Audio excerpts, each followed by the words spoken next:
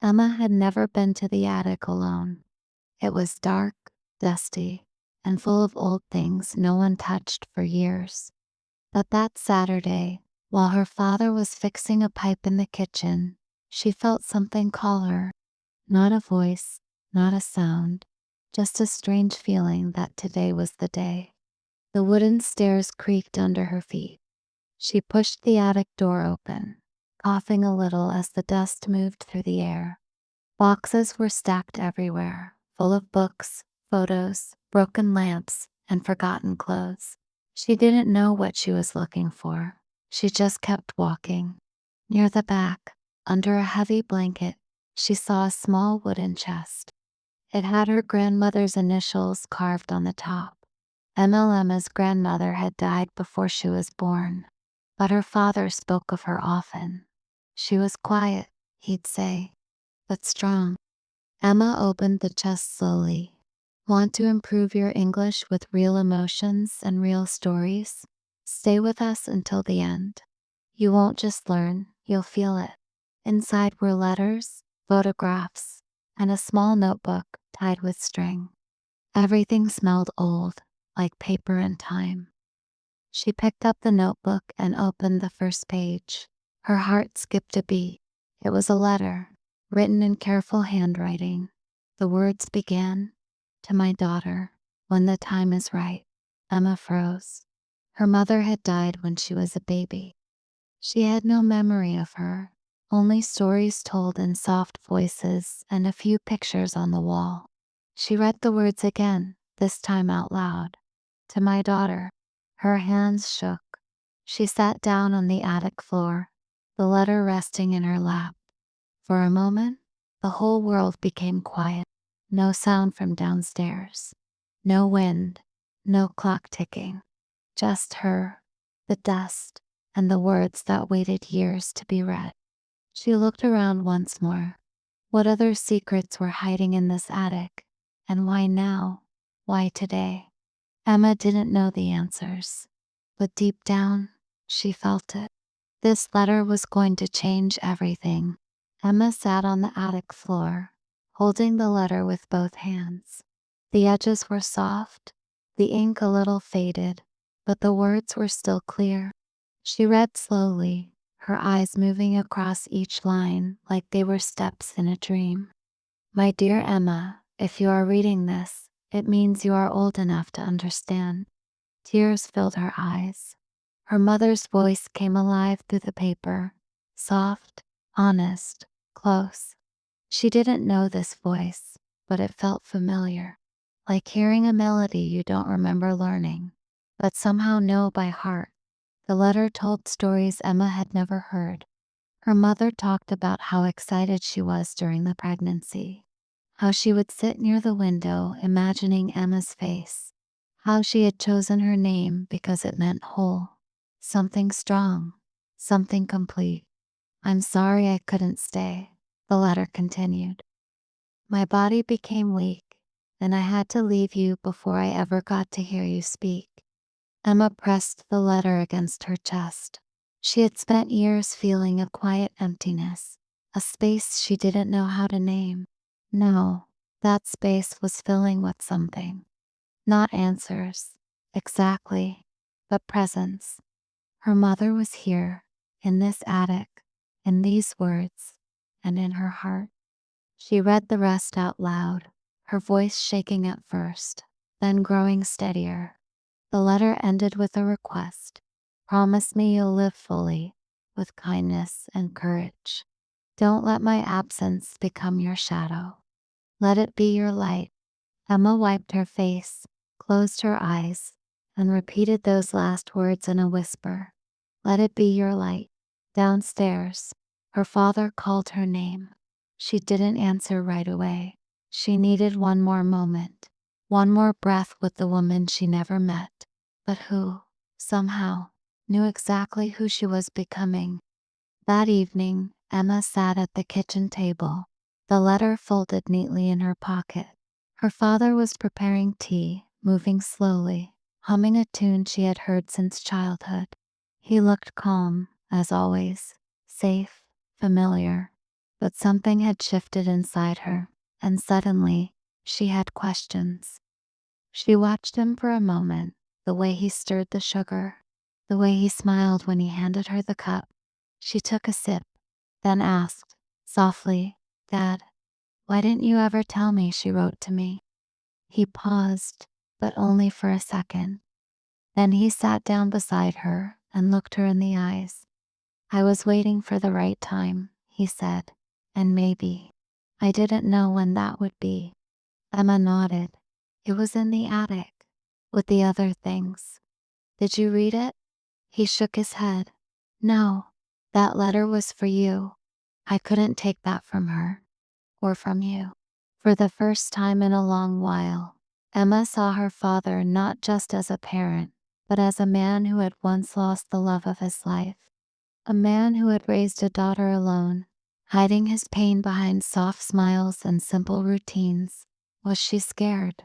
Emma asked. He looked down at his hands. Yes, but not for herself.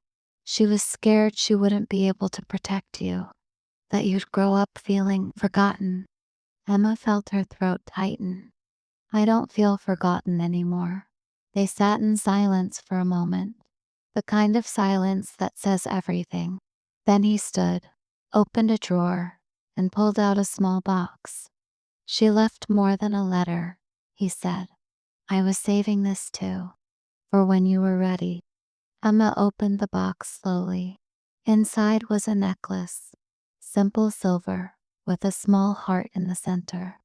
She held it gently, like a memory that had finally found its way home.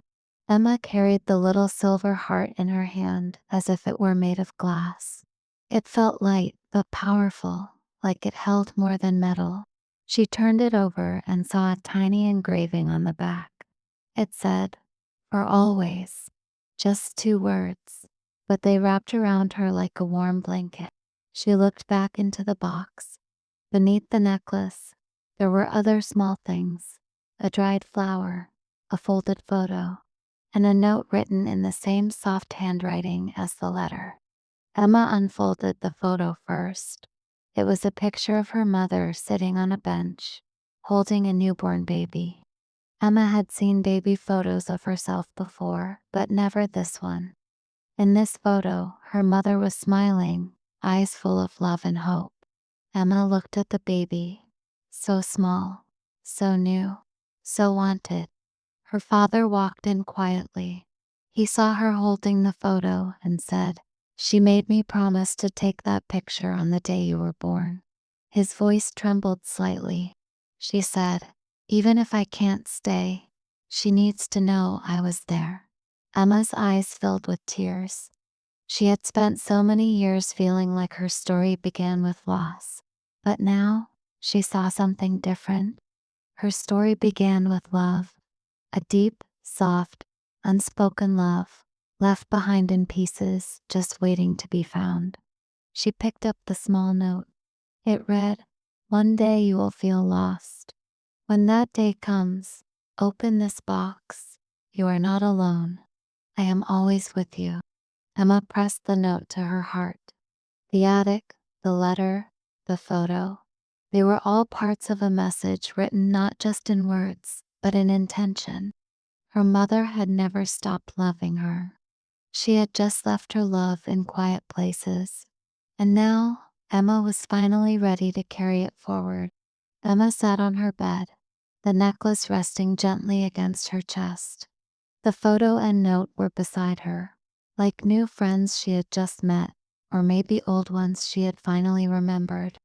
The room felt different now, warmer, softer, as if her mother's presence had quietly returned. She picked up the letter again and whispered her mother's name. Anna. It felt strange, but good. She had never said that name before, not out loud. It had always been my mom, or she, or just silence. But now, she let the name fill the room. "Anna," she said again, and this time, she smiled.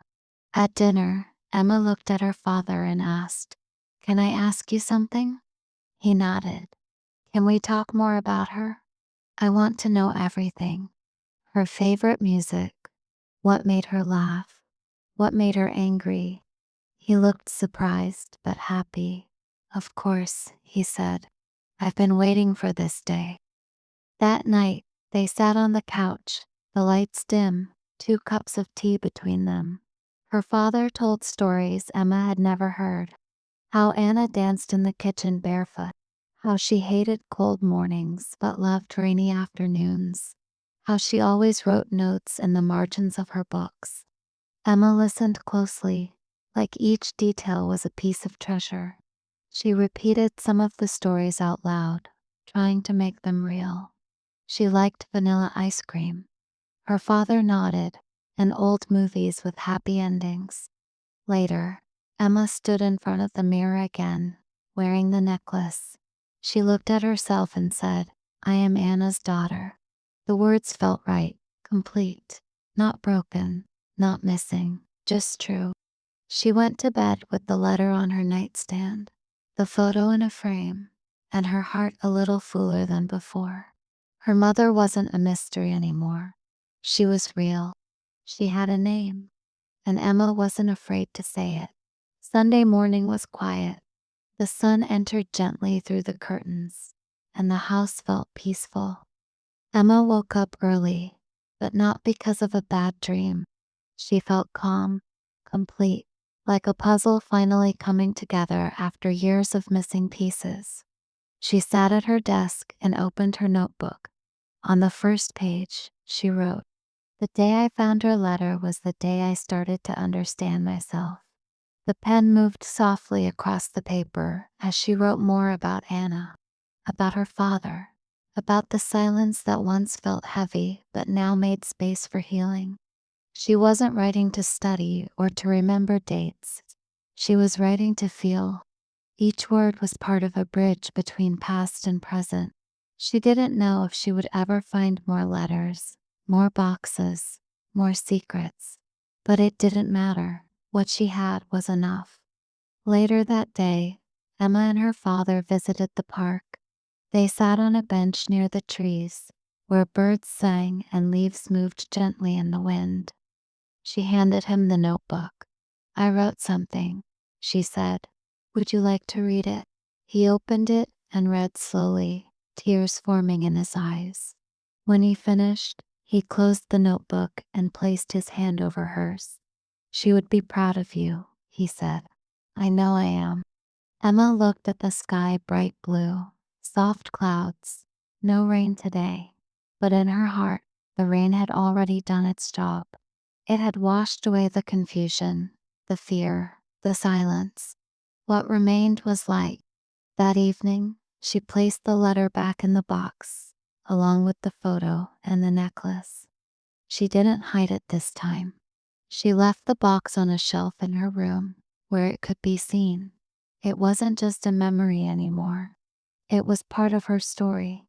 And whenever someone asked her about her mother, she no longer looked down or changed the subject. She simply said, Let me tell you about the letter that changed everything. If this story touched your heart, don't forget to subscribe for more.